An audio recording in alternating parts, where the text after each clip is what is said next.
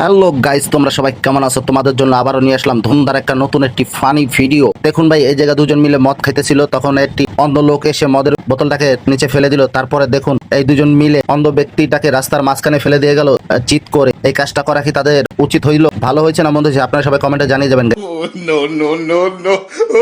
এই মেয়েটি আসছে তার দুলাভাইকে পানি দেওয়ার জন্য। এখন এসে বলতেছে, জামাই বাবু এই নাও তোমার জল। এখন জামাই বাবু বলতেছে যে আমি লো এই বাড়ির একমাত্র বড় জামাই, আমি কি এই গ্লাসে পানি খাইতে পারি? এখন দেখুন, এখন বড় মগ নিয়ে আছে, ঠিক আছে। এখন দুলাভাই বলতেছে এইটা ঠিক আছে, এই মগটা সুন্দর। এখন দেখুন শ্বশুরে বলতেছে, মা বাথরুমের মগটা কোথায়? এখন দেখুন জামাইয়ের মুখের থেকে কিভাবে জলটা বাইরে গেল, অথচ তার শালি মুস্কেটটা হাসি দিয়ে চুপচাপ রইলো। দেখুন কি কাণ্ডটাই ঘটালো দুলাভাইয়ের সাথে শালিকা। শালির হাতে পানি খাবা, খাও এবার মন ভরে। এখন বমি কেন করো? মুস্কি হাসি দিল শালি।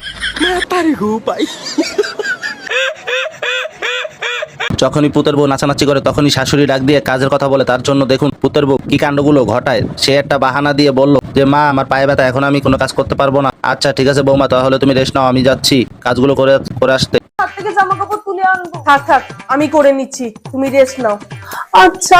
কারণ পুতের বউ সবসময় এই কাণ্ডগুলো ঘটায়। দেখুন এই জায়গায় আবার কি করতেছে, যখনই সে মোবাইলে কথা বলতেছিল তখন তার শাশুড়ি ডাক দিয়েছে, বৌমা তুমি এদিকে আসো, একটু রান্না বান্না করতে হবে। হ্যাঁ মা, আমার শরীর খুবই খারাপ, দেখতেছেন তো কাজটা কাজটা আমি দম ছাড়তে পারতাছি না, এখন কিভাবে আমি রান্না করবো? আপনি একটু কষ্ট করে রান্না করে নিন না। দেখুন এই জায়গা পুতের বউ কি চালাকি করে ফোনে কথা বলতেছে। এদিকে দেখুন আরেকটি মহাকাণ্ড ঘটে গেল, তার দেখলে আপনারা সবাই মাথা ঘুরে অবশ্যই পড়ে যাবেন। দেখুন যখনই সে মোবাইল দেখতেছে হাসাহাসি করতেছিল তখন তার শাশুড়ি ডাক দিয়ে বলতেছে, বৌমা তুমি একটু এদিকে আসো, মাথা একটু বিল দিয়ে দিবা।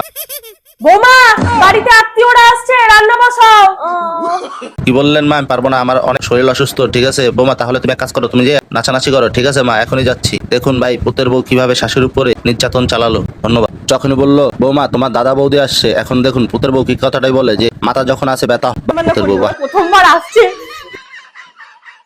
এই জায়গায় একটি ছেলে বলো, তার জন্য তার মা তাকে একটি থ্রি পিস ফেন্দাইয়া দিছে, কারণ মা একটি বোকামি কাজ করলো। তার জন্য দেখুন প্রতিবেশীরা কিভাবে এই ছেলেটার সাথে টিটকারি মারতেছে। এই ছেলেটাকে দেখে বলতেছে, কিরে দেবাশী, এই জামাটা মনে হয় নতুন কিনেছিস? হ্যাঁ। এই জামাটা মনে হয় তোর মা কিনে দিয়েছে? হ্যাঁ বৌদি, তুমি কিভাবে জানো? না তোর দেখলেই বললাম। দেখুন বলদ মানুষের সাথে সবাই রাপ ইউজ করে। হ্যালো বন্ধুরা, তোমরা দেখতেছো এখন একটি বলদ চোরের কারবার। দেখুন এই জায়গায় একটি চোর আসছে বাসা বাড়িতে চুরি করার জন্য। এখন তার বৌদির ওয়াইফাইটা যখন বন্ধ করে দিল, একে একে বউ শাশুড়ির নন্দে চলে আসলো। তারপরে কি কাণ্ডটা ঘটলো আপনারা দেখলে অবাক হয়ে যাবেন। দেখুন চোরটাকে কিভাবে শাড়ি পরাইয়া নাচাচ্ছে। আসলে চোরের কথায় আছে, চোরের 10 দিন গেরেস্তের 1 দিন।